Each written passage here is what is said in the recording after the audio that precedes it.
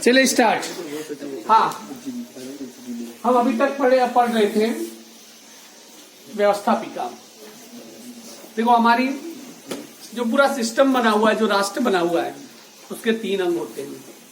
सबसे पहले पढ़ा हमने व्यवस्थापिका, दूसरा होता है कार्यपालिका, जो तीसरा होता है वो न्यायपालिका। हमारा जो जुडिशरी सिस्टम होता है वो कार्यपालिका हटाए पर पूरा नहीं हटाए। इस पे राष्ट्रपति रह गए, उपराष्ट्रपति उड़ा दिए। वो आपने पूरा नहीं देखा होगा, मैंने पूरा देखा इससे। और वैसे भी मेरा हिसाब से समय हो तो पूरा पूरा पढ़ लेना चाहिए, क्योंकि आपको नॉलेज तो चाहिए ही चाहिए। क्योंकि आधा अधूरा नॉलेज हमेशा बहुत ही ज्यादा खतरनाक होता है। अब यहाँ पर जो हमारा जो आज का टॉपिक है वो है कार्यपालिका में कार्यपालिका के अंग कौन कौन से होते हैं उसे आप देख लीजिए।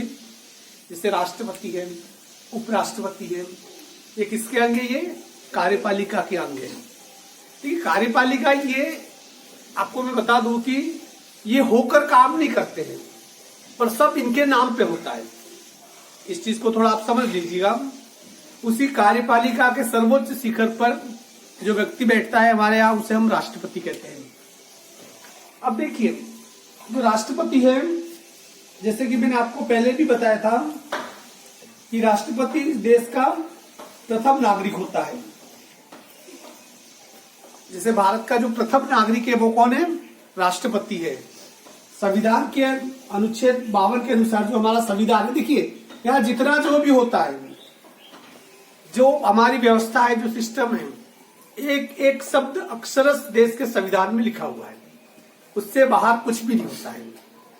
वो अलग बात है कि हम अपनी सुविधा के हिसाब से संविधान को तोड़ते मरोड़ते रहते हैं, क्योंकि आपको अच्छी तरीके से पता है कि सिस्टम में कुछ नियम होते हैं और इन नियमों के बीच में हम बहुत सारी अंधेरी गलियां निकाल देते हैं ताकि उस सिस्टम से बचा जा सके, जिसे कहते हैं कि हम संविधान का उल्लंघन करते हैं। जैसे नियम ये है कि 50 रुपए में 1 महीने आपके घर में पानी मिलेगा, पानी की सप्लाई होगी, न लाएंगे, पीने का पानी मिलेगा। ये सिस्टम तरीका है। परंतु हम क्या करते हैं? पीने के पानी के अलावा नल को खुला छोड़ देते हैं। वो सिस्टम का उल्लंघन है। करते हैं ना, सब करते हैं। रिश्वत लेना और रिश्वत देना दोनों गुनाह है। संविधान में स्पष्ट लिखा हुआ है, उसके लिए नियम बने हुए हैं। हम देते भी हैं और लेते भी हैं। और हमें सबसे बड़ी बात है कि हमें कोई गिल्टी भी फील नहीं होती है। ये हम में से शायद ही कोई होगा जिसने कभी नियमों को तोड़ा नहीं हो। सबसे बड़ा नियम है कि जैसे अभी कोरोना के समय में मास्क लगा के आना चाहिए, पर हम में से मोस्ट ऑफ ने मास्क नहीं लगाए।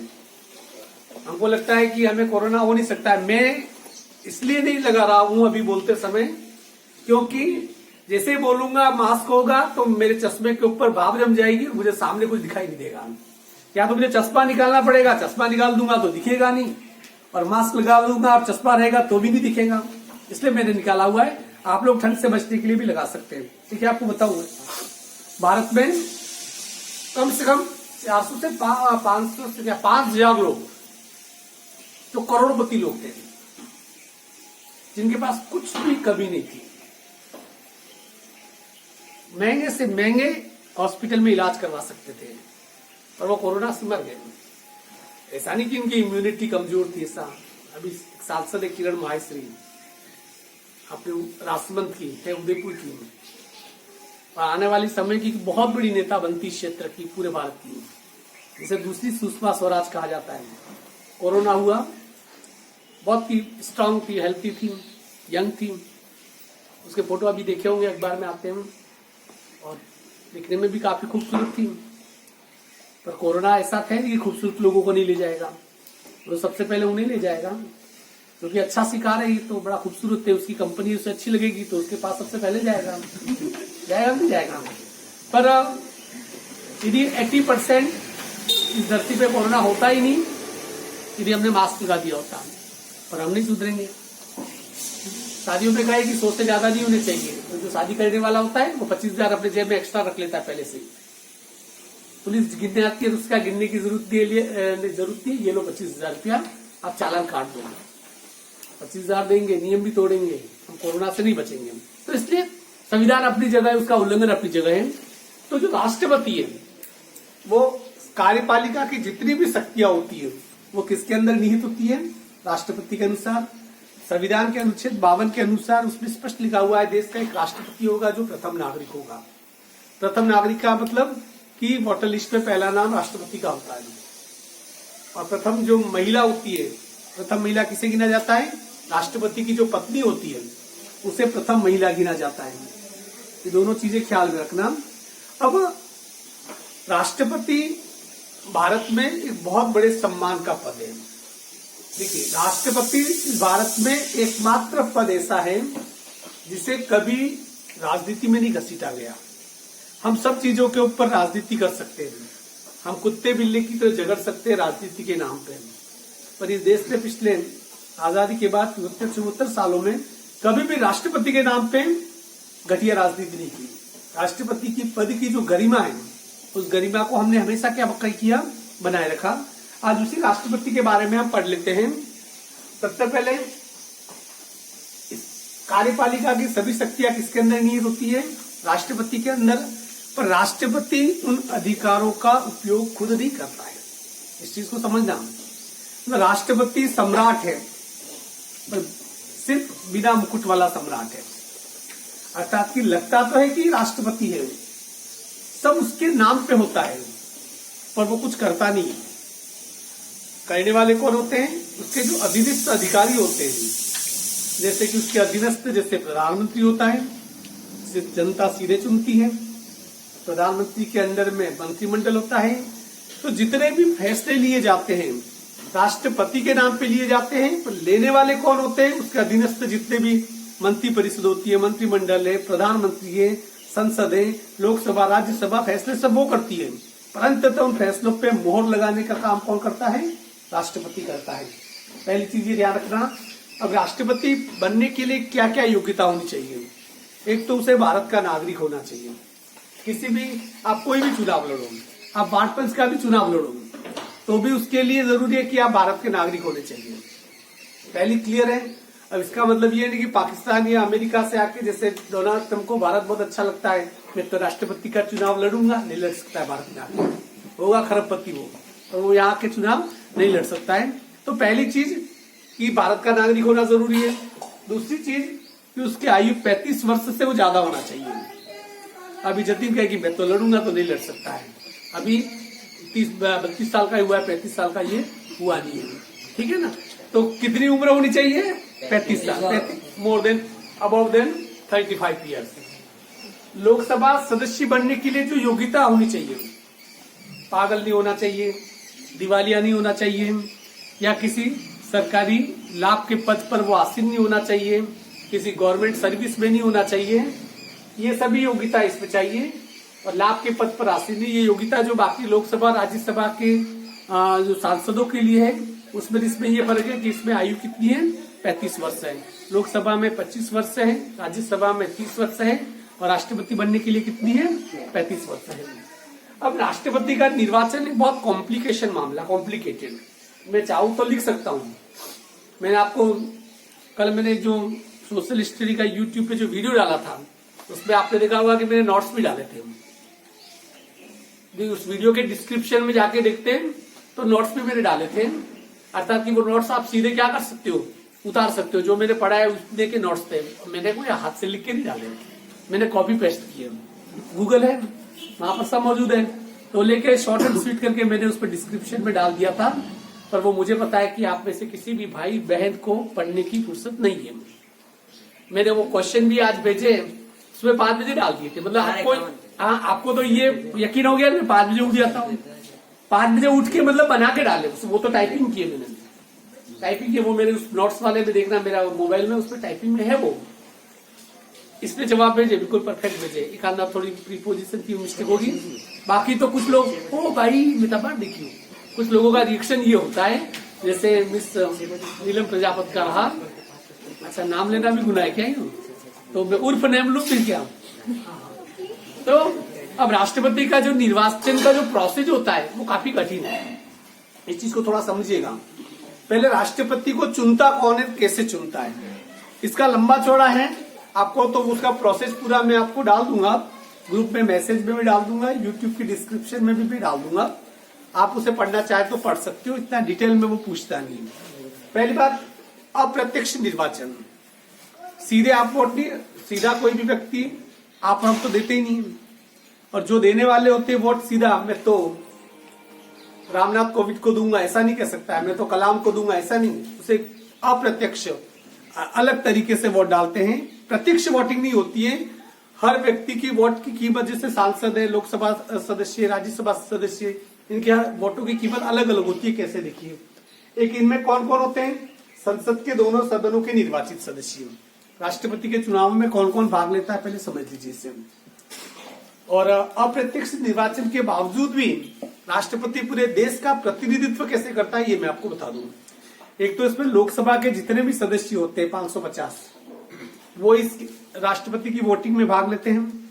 राज्यसभा के जितने भी सदस्य हैं वो भी इसकी वोटिंग में क्या करते हैं, भाग लेते हैं। इसके अलावा राज्यों के विधानसभा के सदस्य, जैसे देखिए हम वोट नहीं दे रहे हैं पर हमारे चुने हुए प्रतिनिधि वोट दे रहे हैं।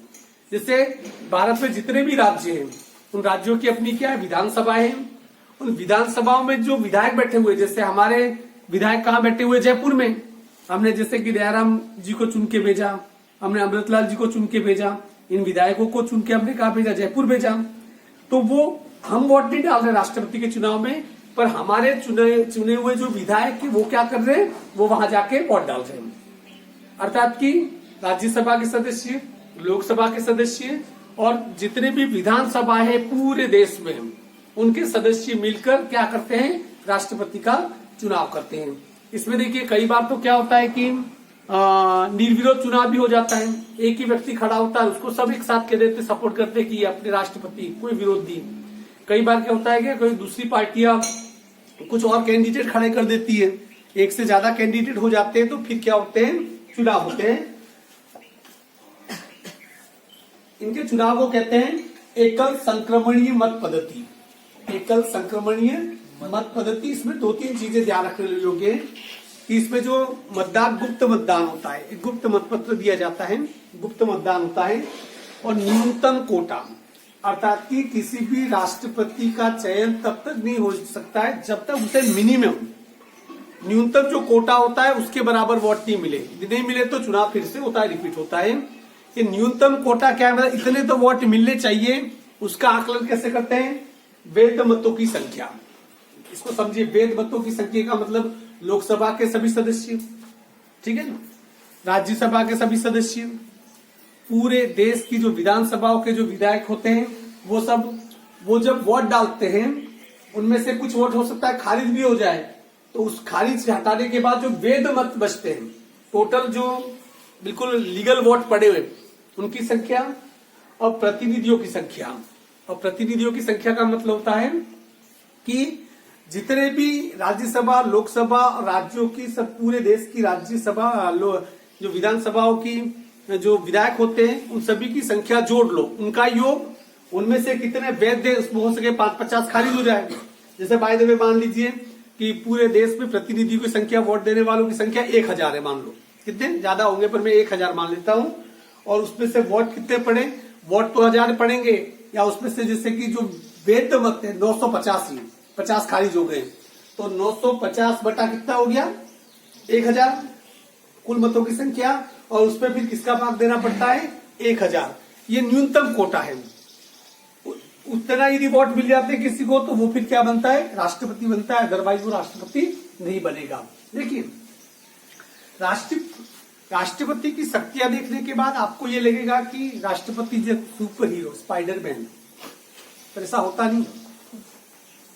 शक्तियां बहुत है, पर शक्ति उनके पीछे से जो काम करने वाले राष्ट्रपति करता, उनमें से कुछ भी नहीं है। राष्ट्रपति करता कुछ नहीं, करने वाले दूसरे होते हैं, पर वो सभी शक्तियां एक प्रकार से संविधान ने किसको दे रखी है, राष्ट्रपति को दे रखी है। देखिए, इसमें कई प्रकार की शक्तियां, पहले मैंने आज 2 शक्तियों के बारे में जिक्र किया है, तो सामान्यकालीन शक्ति और एक विधायिक शक्तियां। मैंने पूरा डिटेल दिखाई थी इसमें, वैसे डिटेल में समझा दूंगा, आप घर जाके क्या कर सकते हैं, इसके नोट्स बना सकते हैं, और ये बनाना आपका संवैधानिक अधिकार है, पर आप पालन करोगे नहीं, कौन बनाए। मतलब आप लोग जैसे पैर में पकड़ते हो तो आपको दर्द वगैरह महसूस तो होता होगा, कई लोगों की तो आदतें छूट गई है, कई लोगों को तो ये पता नहीं कि पैर इस धरती पे कभी हुआ भी था। ऐसा लगता है 8 महीने की छुट्टियां कभी तुम्हारे बाप दादाओं को नहीं मिली। तुम कितनी गजब की भाग्यशाली पीढ़ी हो यार, जो पिछले 8 महीने से स्कूल ही नहीं गई, फिर भी चेहरे पे कोई सिकन ही नहीं। मतलब कि जैसे ही सरकारी घोषणा जैसे 31 दिसंबर जैसे आएगी ना, आपको उत्सुकता किस बात की रहती है, आप पहले से तैयार रहते हो खुश होने के लिए, खुश रहने के लिए बहुत सारे बहाने ढूंढ लेते हो, आप पहले से तैयार रहते हो। 31 दिसंबर शाम को बुलेटिन में कोई न्यूज आएगी, कोई उसका फोटो खींचेगा और अपना ग्रुप में डालने वाला है कि 15 दिन तक स्कूलें फिर बंद रहेगी, और फिर आप कहोगे स्टाइल मारो घर वालों के सामने, हट 15 दिन स्कूलें और बंद होगी, जबकि अंदर उस समय आपके गुलाब जामुन फूट रहे होते हैं।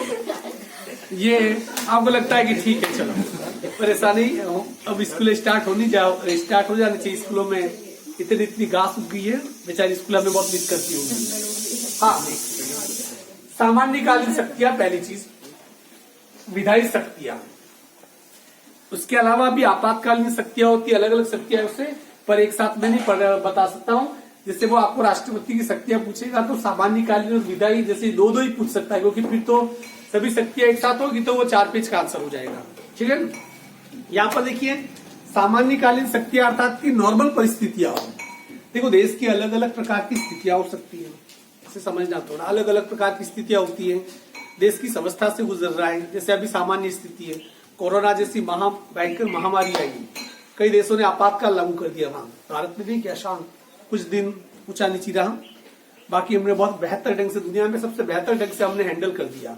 सबसे बड़ी बात है 130 करोड़ की आबादी को भूखा नहीं मरने दिया, और जितना अनाज इसमें मिला फ्री में, पूरे विश्व के इतिहास में, पूरी मानव सभ्यता के इतिहास में इतना फ्री अनाज कभी कोई किसी को दे नहीं पाया। आप सोचिए कि 130 करोड़ लोगों तक अनाज पहुंचाना बहुत मुश्किल था, और घर घर पहुंचाना वो और भी मुश्किल था। इस बार देखा होगा कि गेहूं आपके मोहल्ले में टेम्पो आया होगा, वहां राशन डीलर ने आके गेहूं दिया होगा, दालें दी, सब दी, हर प्रकार की सुविधा उपलब्ध कराई। मतलब हम बहुत बेहतर ढंग से लड़ लिए, और थैंक गॉड हम इस पूरी जो इस महामारी से इससे बच के निकल गए। मैंने जब जिस दिन हुआ था लोग डर रहे थे, मैंने उसी दिन मेरा पहला स्पीच डाला था मैंने फेसबुक पे कि मानव सभ्यता के सामने से बहुत सारी चुनौतियां पहले भी आई है। 100 साल पहले स्पेनिश फ्लू हुआ था, 2 करोड़ लोग मारे गए थे, अभी तो 2 करोड़ मारे ही नहीं गए, 12-15 लाख मारे गए। हालांकि इस युग में 15 लाख की संख्या बहुत ज्यादा होती है, हम 15 लाख लोगों को ये विश्व मरने दें, ये साइंस इतना आगे निकल चुका है, तो 15 लाख तो आने वाले समय में जो तुम्हारे के बाद वाली पीढ़ियां होगी भरोसा ही नहीं करेगी कि यार महामारी ऐसी आई थी जब 15 लाख लोग मारे गए, 20 लाख लोग मारे गए। तो हमें ध्यान इसमें उसकी बात नहीं करें, उस महामारी के चक्कर में अपना टॉपिक रह जाएगा, अपन ये ले लेते हैं। जैसे सामान्यकालीन शक्तियां क्या होती है, कार्यपालिका अथवा प्रशासनिक शक्तियां। अनुच्छेद जो 53 है हमारा, उस अनुच्छेद 53 के हिसाब से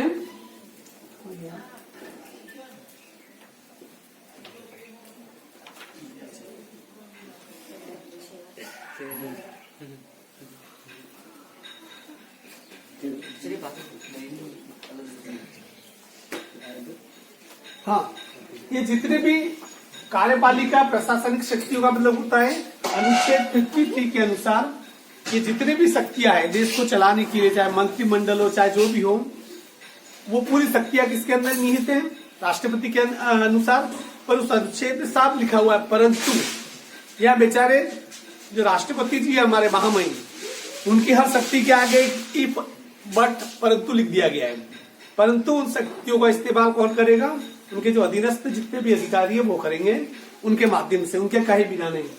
महत्वपूर्ण अधिकारियों की नियुक्ति, ये राष्ट्रपति, आपको लगता है कि जैसे कि नियुक्ति तो राष्ट्रपति करता है, पर राष्ट्रपति सिर्फ घोषणा करता है, और जिस कागज को पढ़ के घोषणा करता है वो बैकडोर से पीछे से आता है उनके पास। प्रधानमंत्री कहेगा, मंत्रिमंडल कहेगा ये लो राज्यपाल बनाने की घोषणा करो, तो राष्ट्रपति क्या कर देता है, एक गजेट में अधिसूचना निकाल देता है। सबसे पहले इस पूरे भारत में जितने भी राज्य हैं, उन राज्य में जितने भी राज्यपाल हैं, उन राज्यपालों की नियुक्ति करने का काम कौन करता है, राष्ट्रपति। दूसरा, इन राज्यपाल को हटाने का भी काम कौन करता है? राष्ट्रपति। ठीक है ना। जितने भी सर्वोच्च न्यायालय के न्यायाधीश हैं या उच्च न्यायालय के न्यायाधीश होते हैं, उन न्यायाधीशों की नियुक्ति का काम भी कौन करता है? राष्ट्रपति। महालेखा परीक्षक, जिसे कैग कहते हैं, महालेखा परीक्षक की नियुक्ति का काम भी कौन करता है? राष्ट्रपति। संघीय लोक सेवा के अध्यक्ष और सदस्य अर्थात की यूपीएससी। यूपीएससी का मतलब संघीय लोक सेवा आयोग क्या है पहले बता दूं। जो बड़ी बड़ी भर्तियां होती है आईएएस की, आईएएस, आईएफएस, जैसे Indian administrative service, Indian foreign service, जिसे कलेक्टर वगैरह बनते हैं, राजदूत बनते हैं, उसके लिए परीक्षा आयोजित की जाती है आईएएस की। उस सब ऐसी परीक्षाओं को आयोजित करने वाली संस्था कौन सी है? लोक सेवा आयोग कहते हैं, जिसे उसका जो अध्यक्ष है बहुत ही बड़ा पद है, उसके जो सदस्य होते हैं उनकी भी नियुक्ति कौन करता है? राष्ट्रपति करता है। और पूरी दुनिया के 200 जो देश है, उन देशों में भारत के राजदूत रहते हैं। हमारा हर देश में एक दूतावास होता है, जहाँ की उसे दूतावास कहते हैं, एम्बेसी, जिसे क्या कहते हैं? ये जिनके पेरेंट्स कुवैत में फादर है, उनको एक शब्द तो याद होगा, एम्बेसी, दूतावास कहते हैं। हिंदी में आपको याद नहीं रहता है क्योंकि आपकी हिंदी कमजोर है, आपकी इंग्लिश बड़ी स्ट्रांग है। तो एम्बेसी, तो वो दूतावास क्या काम करता है? अर्थात कि जैसे कि कुवैत में एम्बेसी है हमारी, तो कुवैत में यदि किसी व्यक्ति को, भारतीय को प्रॉब्लम हो तो वो किसके पास जाएगा? तो वो अपनी समस्या को लेके कहा जाता है? दूतावास में जाता है। जैसे मानस के पापा बाय द वे कुवैत है, और अचानक इसके घर पे कोई प्रॉब्लम हो जाए, कोई हमला कर दे, ऐसा कर दे, या कोई इसके साथ गैर कानूनी काम कर ले, तो इसके पापा वहां बैठे बैठे जिसने किया उसके खिलाफ केस कर सकते हैं। और वहां बैठे बैठे यदि वो केस कर दें तो अगले के विरुद्ध इतना स्ट्रॉन्ग केस लागू होता है जिसके बारे में आप सोच भी नहीं सकते, क्योंकि वो दूतावास हेल्प कर रहा है। तो वो जितने भी राजदूत होते हैं, वो सभी राजदूतों की नियुक्ति का काम भी कौन करता है? राष्ट्रपति करता है। शासन संचालन संबंधी नियम, देखो इस प्रशासन को, इस सिस्टम को चलाने के लिए कुछ नियमों की जरूरत पड़ती है। बिना नियम से तो हमारे घर में यदि 2-4 सदस्य भी है तो वो भी नियमों से चलते हैं। आप सोचिए 130 करोड़ के देश को चलाना बहुत मुश्किल काम है, तो इसके अपने नियम होते हैं। तो शासन संचालन करने के सभी नियम बनाने का काम वगैरह किसके माध्यम से होते हैं? राष्ट्रपति के माध्यम से होते हैं। करता सभी लगता है हस्ताक्षर राष्ट्रपति के होते हैं, पर वो बेचारा होता कहीं नहीं है। ठीक है ना। उसके बाद है वैदेशिक क्षेत्र में शक्ति। अब आपने देखा होगा कि अक्सर प्रधानमंत्री वगैरह यात्राओं पे जाते हैं, दूर देश की यात्राओं पे जाते हैं, दूसरे देशों से संधियां करते हैं, दूसरे देशों से व्यापार समझौते करते हैं। उस समय आपने देखा होगा अक्सर टीवी में 2 देश के प्रधानमंत्री खड़े हैं, जैसे कि इजराइल का प्रधानमंत्री खड़ा है, भारत का प्रधानमंत्री खड़ा है।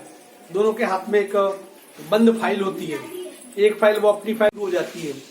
वो अर्थात की जो उनके बीच में जो संधि हो रही है उसके अंदर जो लिखा हुआ है उसके ऊपर हस्ताक्षर किसके होते हैं? राष्ट्रपति के। क्योंकि जितने भी समझौते वगैरह होते हैं वो किसके माध्यम से होते हैं? राष्ट्रपति के। कहने वाले कोई और होते हैं।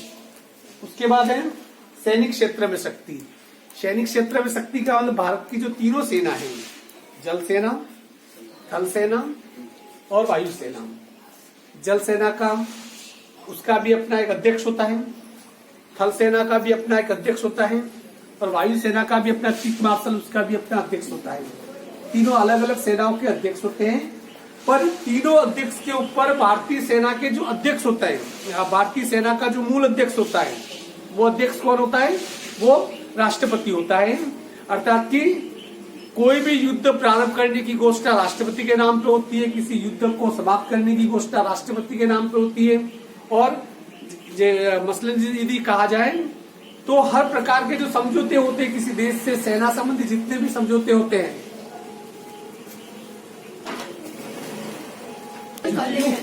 हाँ, उसके बाद है विधायी शक्ति। ऐसे समझिए, जो विधायी शक्तियां होती हैं, सबसे पहला है कि विधायी क्षेत्र का प्रशासन।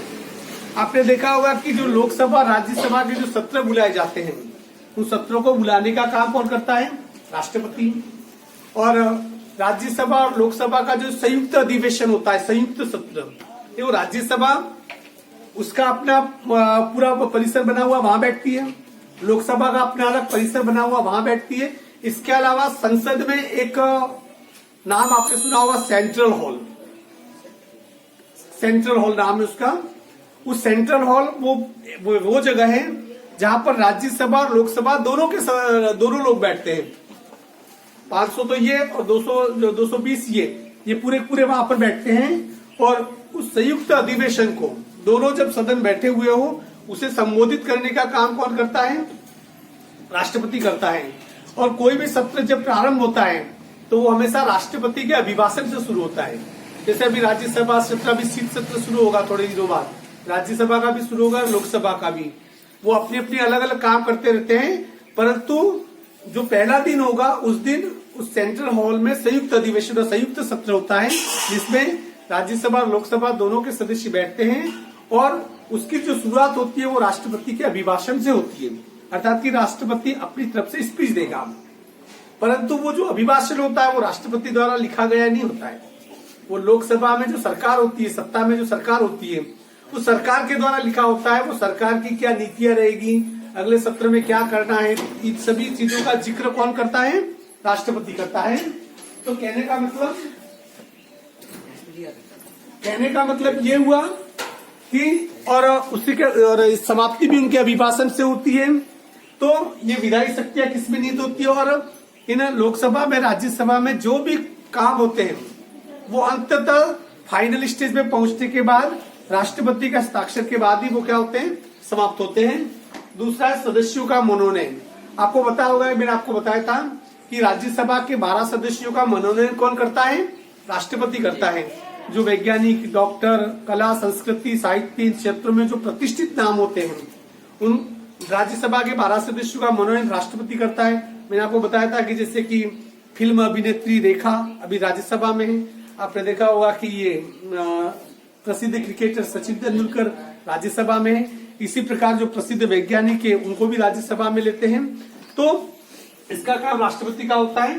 विधेयक पर निषेधाधिकार, विधेयक पर निषेधाधिकार, इसे समझिए क्या है?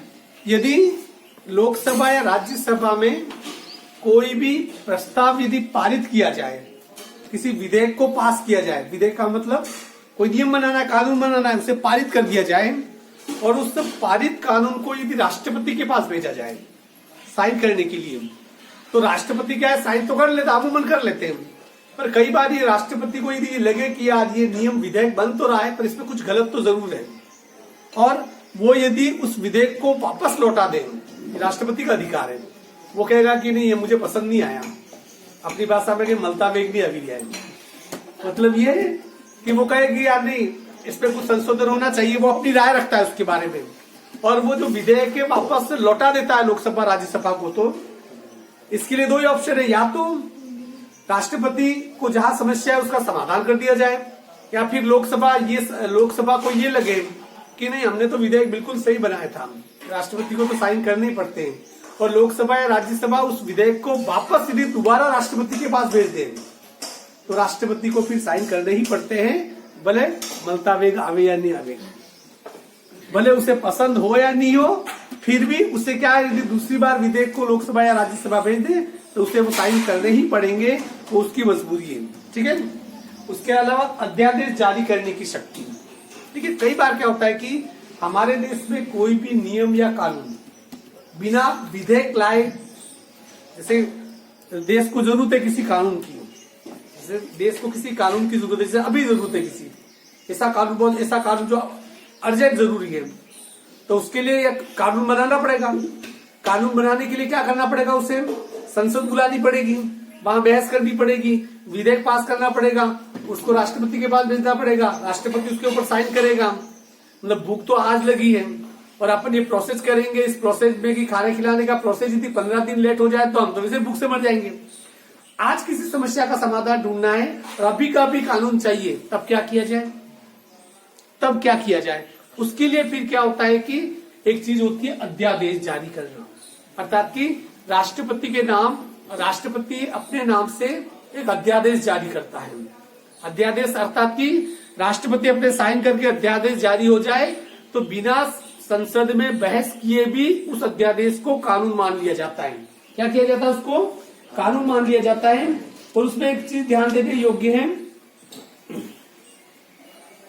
कि जैसे अभी संसद सत्र अभी नहीं चल रहा है अभी, पर उस 6 सप्ताह के बाद जब भी संसद वापस सत्र आएगा उस समय जो अध्यादेश जारी किया गया है, जिसे कानून समझा जा रहा है, उसे अगले सत्र में जैसे 6 सप्ताह के बाद सत्र आएगा, उस अधिकतम 6 सप्ताह या उसके बाद जब सत्र आएगा तब क्या करना पड़ता है, उस अध्यादेश के बारे में कानून बनाना पड़ेगा।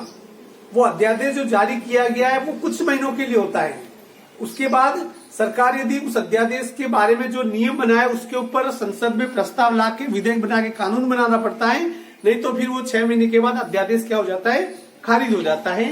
ये राष्ट्रपति की कौन कौन सी शक्तियां है, सामान्यकालीन शक्तियां हैं, और दूसरा कौन सा है, अपने दूसरी शक्तियां उसकी विधायक शक्तियां।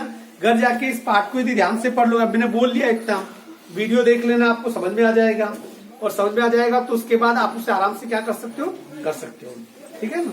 5 मिनट का ब्रेक, मैं चाय पी लेता हूँ।